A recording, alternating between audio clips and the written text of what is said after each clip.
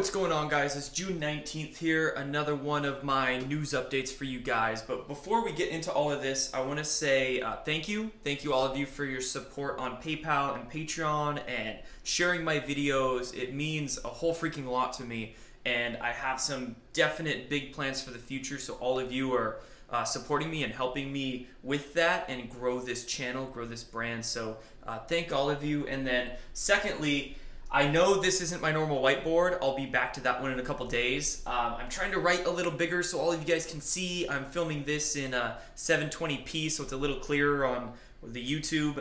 If you need to, just up the HD settings on it so maybe you can see it a little better. I'll read all this to you guys, but don't worry, I'll be back to my normal whiteboard with bigger writing, easier to see soon. So anyway, let's get into this. First, Pedogate arrests. I saw a couple news articles the past few days talking about quite a few people being arrested. On June 16th, I came across an article of 200 people being arrested around the Southern California area for child exploitation and whatnot. So this was a operation dubbed Broken Heart by the LAPD, and they were actually targeting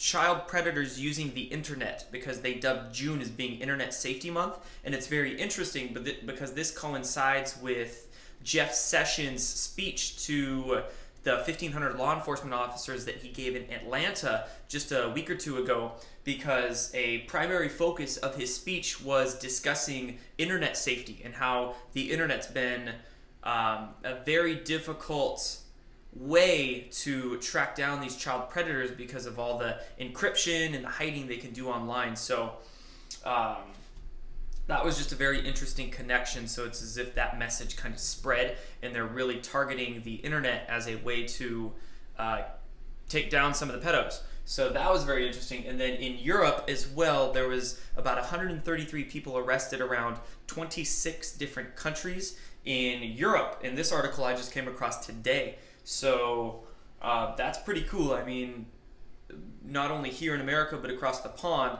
there were a lot of people being taken down. And in this article about the arrests in Europe, it actually said that these 133 arrests sparked 44 new investigations. So right now, in regards to Pedogate, I mean, again, it sucks that we're still seeing a lot of low-level arrests occur, but these have to occur, and what they're going to do is get a lot of information from these low-level arrests. So again, hopefully soon we're going to see some bigger fish fry, and I do think that that soon will be soon, because I was watching on David Seaman's Twitter account, and he actually mentioned that John Podesta is currently under active investigation, and that he believes from his sources that we will see some larger events happen in the coming weeks. So again, just speculation. Hopefully that soon will very well be soon, but it's still going down, man. The train's still rolling, so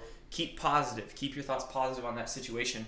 Next, we have new UFO documents have been disclosed. They are documents that allegedly originate from Majestic 12 itself. And remember, Majestic 12 was the secretive group that oversaw kind of the UFO cover-up issue in America here. So this document was entitled Assessment of the Situation, or, you know, Assessment of the UFO Situation. It was allegedly created in 1989. It's a 47-page document, and it mentions everything from Nikola Tesla to Roswell to an alleged landing of a craft in Aztec, New Mexico.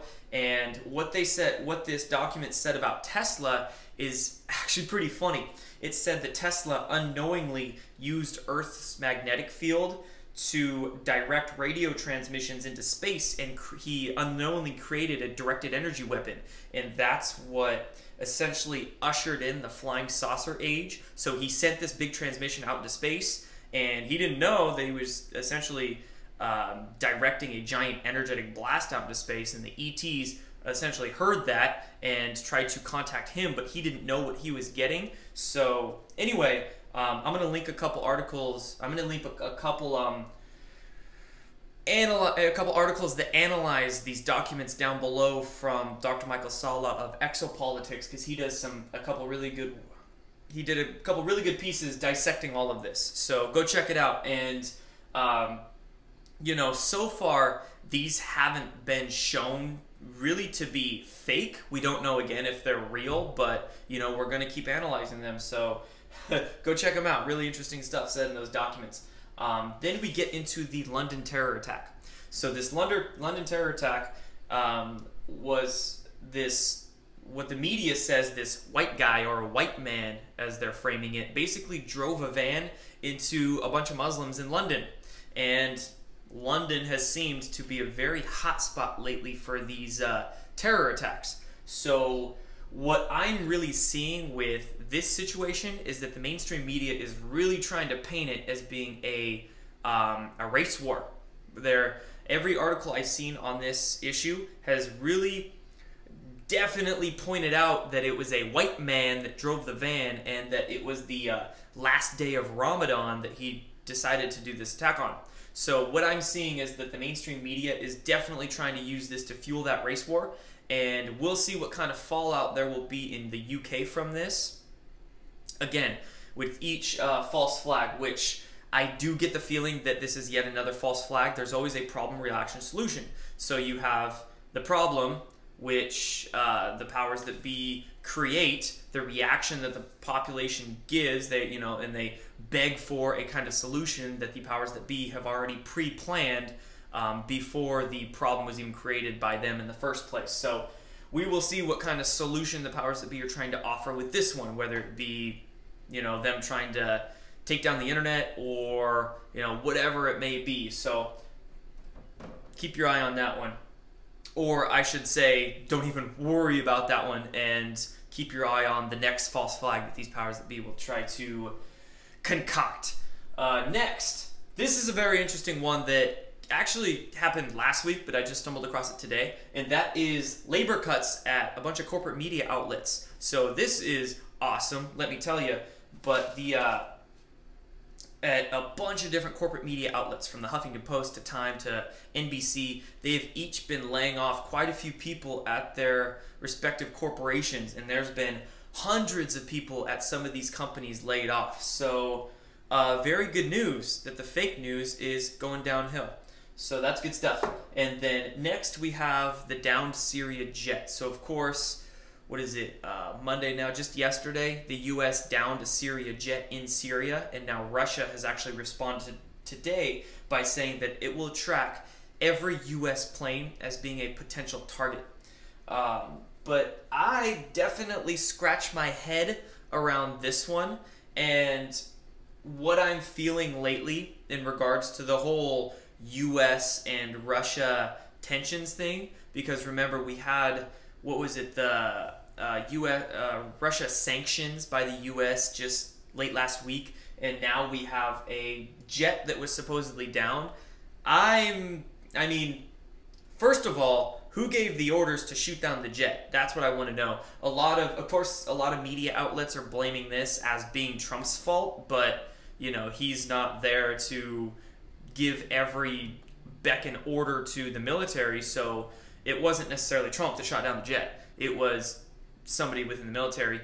If that jet was even shot down, it could have been some story that was planted to quash the whole Russiagate conspiracy thing.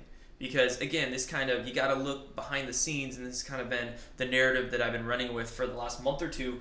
What if this was some kind of ploy between the US and Russia to create yet another tiff between the two countries to help quash that Russia hacking the US elections, trying to help Donald Trump BS that the corporate media has been spouting for, however long they've been talking about that for. So a lot of speculation around that one, I know, but we'll just see how that all plays out. A lot of people are claiming that World War III is just around the corner because of this, but I'm not feeling that. I think there's a lot more going on behind the scenes with the US and Russia than a lot of corporate media outlets like to play. So again, think of all the scenarios with this one. And then lastly, we get into that collision that happened in Japan. So the USS Fitzgerald, remember the US Navy vessel, was basically rammed from the side by a cargo ship in Japan. And basically an unknown cargo ship. I can't find exactly who it was registered to, but my main question, and there's a lot of questions I have around this one, but how? How exactly does a cargo ship ram a US Navy vessel and do that much damage? Because if you look at the pictures, this cargo vessel must have rammed that destroyer at full speed. I mean, there was a ton of damage. 7 sailors died from that. And again, think of this one. There are many different different ways to prevent this from happening. There's a lot of stuff that these ships have on them to prevent this. So how does this happen? And it seems as if the corporate media is even at a loss to explain this. So I came across an interesting article just the other day that I'll link down below. I always say that, I link everything down below. But was this something purposeful that was done? Because that destroyer, the USS Fitzgerald, what that does for the strike group that it was in, it was actually in the strike group for the aircraft carrier, the USS Ronald Reagan. This destroyer was an anti-ballistic missile ship. So it was designed to prevent any type of ballistic missile from hitting that carrier strike group. Now that this ship is down, the Ronald Reagan is basically a sitting duck at sea for any type of ballistic missile attack. And what country has been testing a whole bunch of ballistic missiles near that strike group lately? North Korea. So was this a kind of purposeful attack essentially done to leave that carrier as a sitting duck in the sea, right? Because remember, the deep state folk are trying to make war in any way, shape, or form they can. So what if they're just waiting to use North Korea as their proxy to send off some kind of missile at a bunch of sitting duck sailors right in the sea? So I mean, this makes a whole lot of sense to me, at least. And then this also coincides with that American detainee that was just released, and they announced that he died today. So, you know, why would the corporate media put on this big show? I don't want to necessarily call it a show, but remember, there's always a rhyme and a reason why they report the things they report. So today they're reporting this American citizen basically died at the hands of North Korea to really foster some anti-North Korea sentiment in America here. And what if soon North Korea tries to attack that sitting carrier at sea now, that sitting duck carrier there? So this is another one of those issues we should definitely keep our eyes on, because again, the deep state, they're trying to do whatever they freaking can to avoid their definite pending arrests from this issue, Pedogate. So they're trying to create war with North Korea. They've wanted all the Americans to basically hate Russia to try to foment that war. So, you know, we kind of have to quash that, the whole Russiagate thing. And then lastly, I didn't actually write it down here, but this one just kind of popped into my brain. But today, NASA announced that they discovered a whole host of new exoplanets.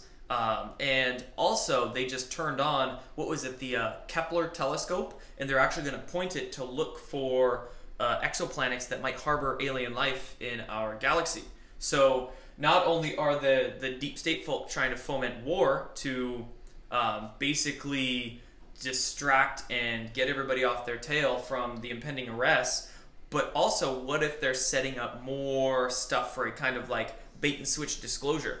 So they're acting like maybe they'll find something with this new telescope that they'll switch on, or maybe they'll, you know, they're basically setting up the ability to give themselves an out with like a bait and switch alien disclosure with finding all these new exoplanets and, you know, all this new stuff in the galaxy. So keep those things in mind. Don't fall for all the war drums being beaten. Don't fall for any kind of like fake announcement by NASA or the Front SETI Institute, the Search for Extraterrestrial Intelligence Institute that NASA always loves to partner with to really just mess with us and give all the smoke and mirrors kind of extraterrestrial information. So there's a whole bunch of new news stories for you guys. I know I haven't done one of these in a few days, but let me tell you, this whole vertical board really helps because I can put a lot more stuff on this. But eventually, actually, one of those big plans that I mentioned earlier in my video, I want to get a just a screen, do PowerPoint, right? Get a nice little TV that I can do and click through right next to me instead of this old whiteboard. But I know Jordan without a whiteboard would be a very scary situation, but don't get attached to it because it might change very soon. And lastly, before I go, it's already a 15-minute video, but I wanted to plug in something. Robert David Steele, who I did an interview with a couple weeks ago, has kindly asked me to share a link for his Unrigged campaign. He is doing a fundraiser for himself on Indiegogo for his Unrigged campaign that he is doing with Cynthia McKinney. I'm trying to get an interview with Cynthia McKinney, so pray for that soon. But I love the work that both of them are doing, both Robert David Steele and Cynthia McKinney together with their Unrigged campaign. So I just wanted to throw that in there, and I'll throw the link down below to their effort for that. So anyway, thank you guys. There is my news report for June 19th. And I'll be back very soon with more videos for you guys. And also, lastly as well, if you have any questions that you want me to address, I want to throw more of those videos in instead of doing just like a news update, you know, every day or every couple days. I want to throw some Q&As into the mix as well. So if you have any questions, feel free to actually email them to me is best, or just throw them in the comment section down below. I do read all the comments. I don't always get to reply. But anyway, more videos coming soon. So take care, guys. Done.